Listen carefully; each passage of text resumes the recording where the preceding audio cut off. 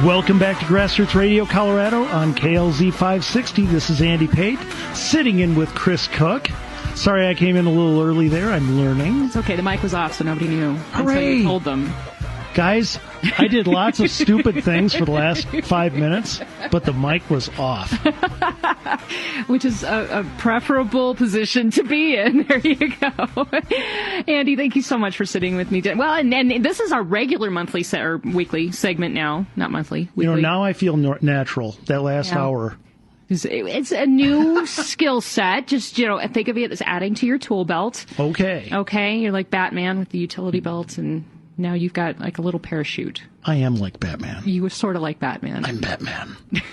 At least you could do the voice. I can't do the voice. So, today on the Party of Choice, next on Days of Our Lives, today on the Party of Choice, we're going to talk about millennials and how we can get that liberty message out to millennials and have them understand and buy into it. Is that pretty good?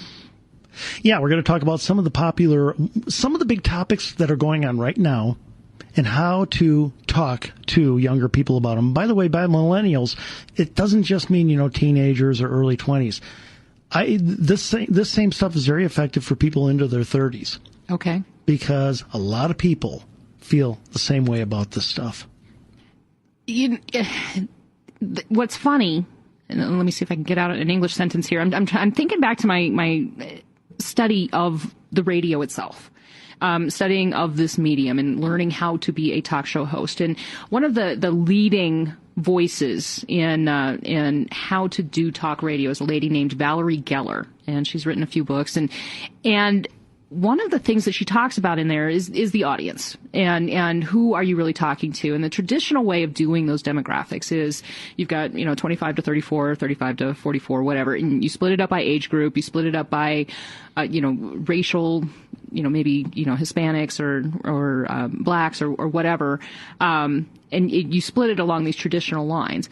And she's developed a whole thing called life stage demographics, because you could have a 22-year-old Hispanic male living the exact same life, and right down to, how he thinks about issues, what he watches for news, all of that kind of stuff, as a 38-year-old white woman. They're living the same life. Maybe they're both living in their parents' basement. They're both unemployed. They both, watch ABC to get their news. They're being subjected to the same messages, and so they're thinking the same way. So when we're talking about millennials, that is one way to break down demographics, but this is folks who are, describe millennials for me. Well, besides age. Besides age. I'm going to make this hard for you. Okay, they're all tall. They're all very, very tall.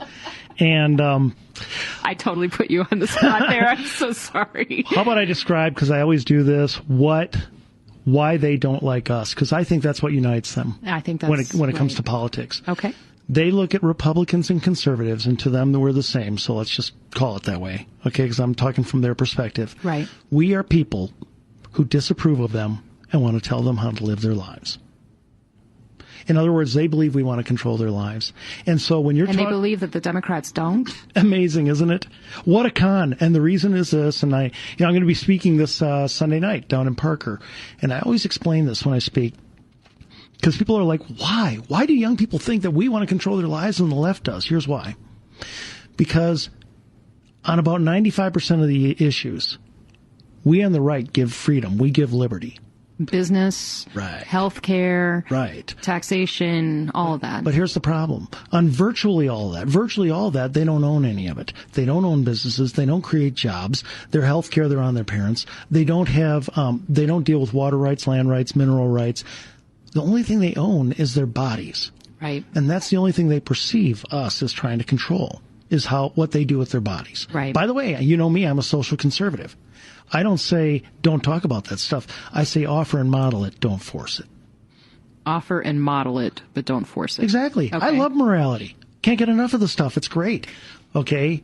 I like to think that Christian morality is the morality that you wish you had the night before.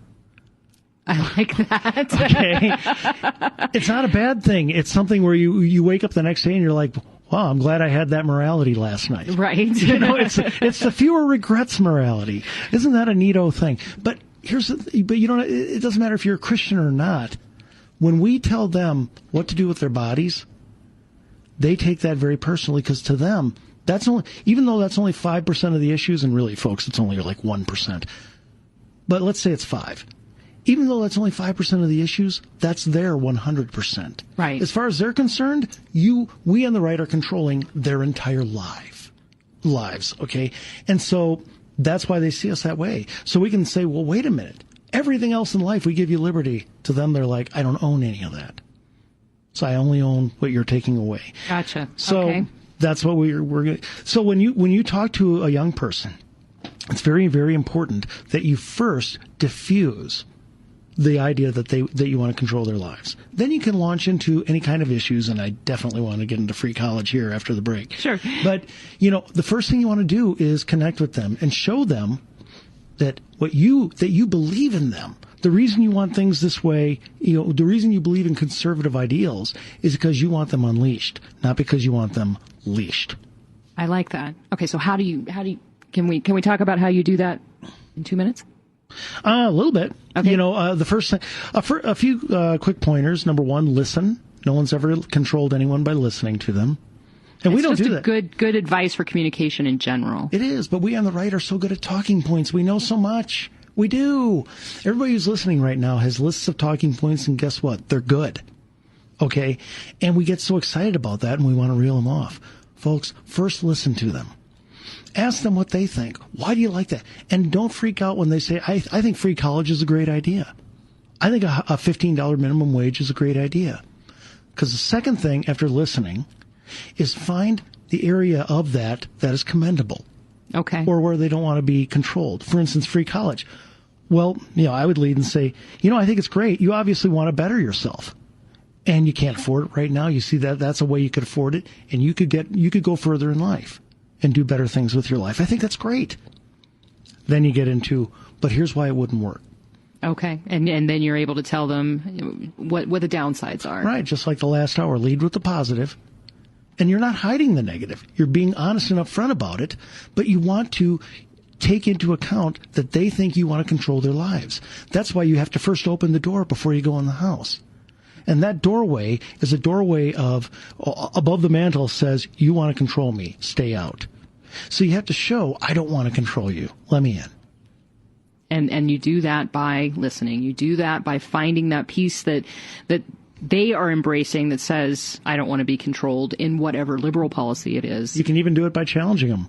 Hey, I want to control my own life, not yours. Can you say the same? I love doing that with young people. I want to control my own life, not yours. Can you say the same? Well, sure I can. Okay, good. Why don't we apply that together to any issue we talk about? I like that. You just created a conservative. Welcome to the Conservative Party. Yeah, they'll be leading a Tea Party meeting the next week. This is Kris Cook, and I've got Andy Pate of the Party of Choice in studio with me. We're talking about millennials. How do we message to millennials? Remember, you can always share your thoughts with me on Facebook, and we're probably not going to take any calls during this hour, but you can always get to me with Facebook, facebook.com/Grassroots Radio Colorado. This is Grassroots Radio Colorado on KLZ 560.